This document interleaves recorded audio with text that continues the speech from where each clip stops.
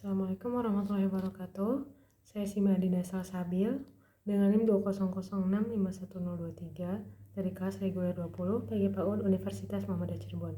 Pada kesempatan kali ini saya akan mempresentasikan sedikit highlight dari materi saya yang berjudul Masalah spesifik pada pengembangan kecacatan autisme termasuk strategi baru dalam pengujian, diagnosis, dan pengelolaan. Autisme adalah gangguan saraf perkembangan yang kompleks.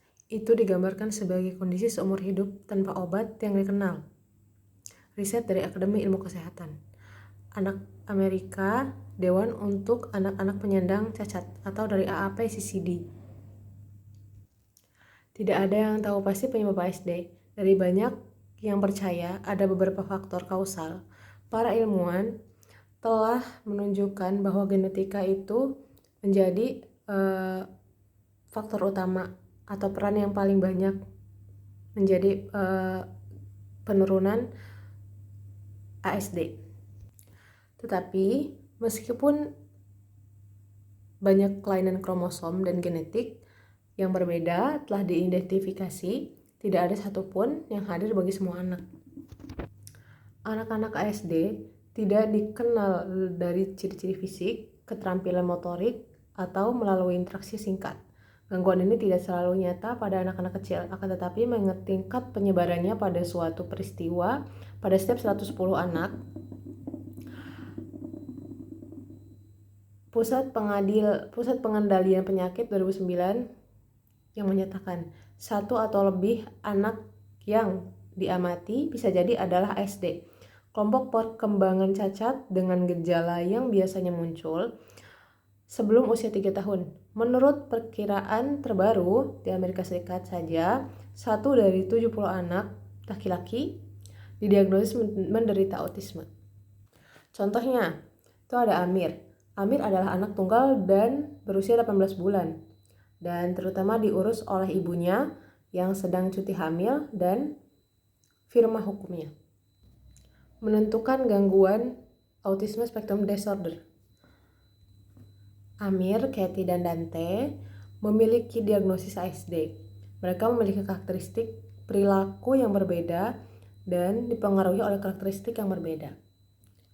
Untuk menerima diagnosis ASD, gangguan interaksi sosial dan komunikasi serta pada pengulangan dan permainan stereo harus dibuktikan dalam 3 tahun pertama kehidupan. Riset dari APA 2000. Parahnya gejala ASD mencerminkan interaksi dari 2 ranah diagnostik inti.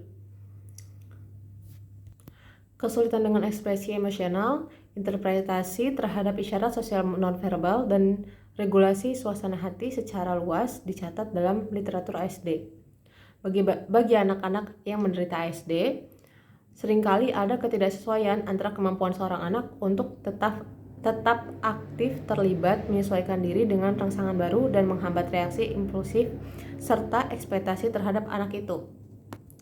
Kombinasi defisit dalam komunikasi sosial dan kehadiran perilaku yang tidak biasa dapat memiliki dampak signifikan pada akses anak terhadap peluang pendidikan dan sosial. Mengapa harus didiagnosis lebih awal? Beberapa tahun terakhir ini, penelitian telah memperkenalkan perilaku baru yang berkontribusi pada diagnosis ASD. Diagnosis autisme pada usia 2 tahun dapat dipercaya dan valid serta stabil.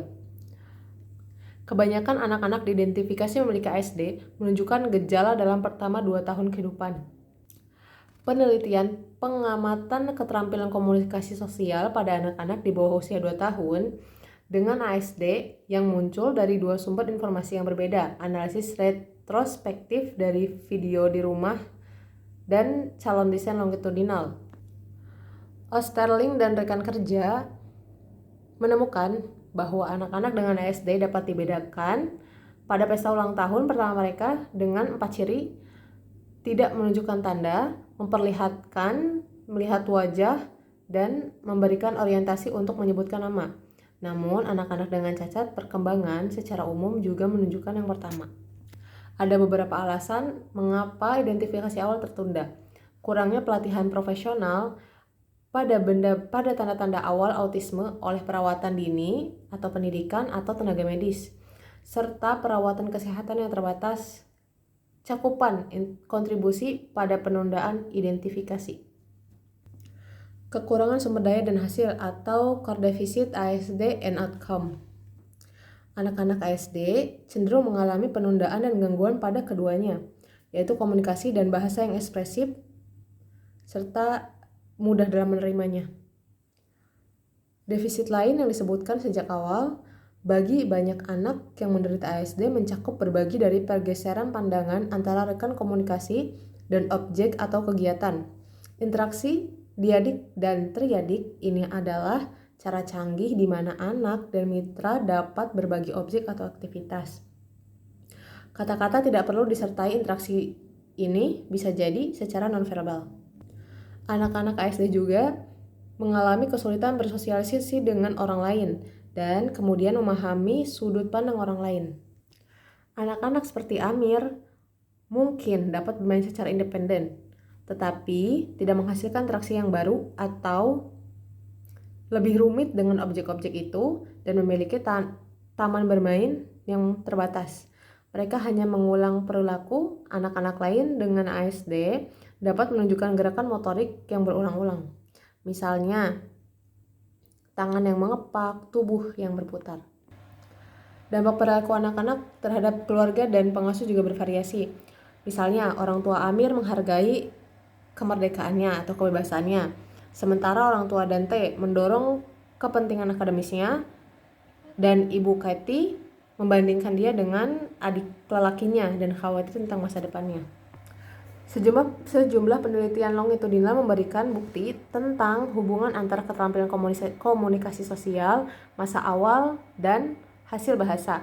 Mundi Sigmund dan Kasari tahun 1990 menemukan bahwa menanggapi dan memprakarsai perhatian bersama pada usia rata-rata 3 tahun, 9 bulan merupakan prediksi yang signifikan terhadap pengembangan bahasa 13 bulan. Kemudian, bagi anak-anak dengan ASD, sementara tidak ada langkah-langkah nonverbal lainnya. Skor bahasa awal, usia mental, usia kronologis atau IQ adalah prediktor yang signifikan. Awalnya, siapa dan bagaimana? Orang tua atau pengasuh termasuk perawatan dini dan profesional pendidikan pada umumnya yang pertama kali melihat perbedaan atau perubahan dalam diri si anak.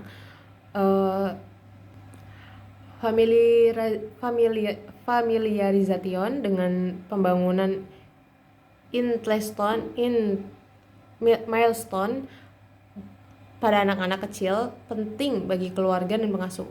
Hal itu tidak hanya mendidik mereka tentang perkembangan anak mereka, tetapi juga memberi mereka informasi untuk dibagikan kepada dokter anak mereka selama pemeriksaan bayi yang baik. Terima kasih atas perhatiannya. Mohon maaf apabila ada kekurangan. Wassalamualaikum warahmatullahi wabarakatuh.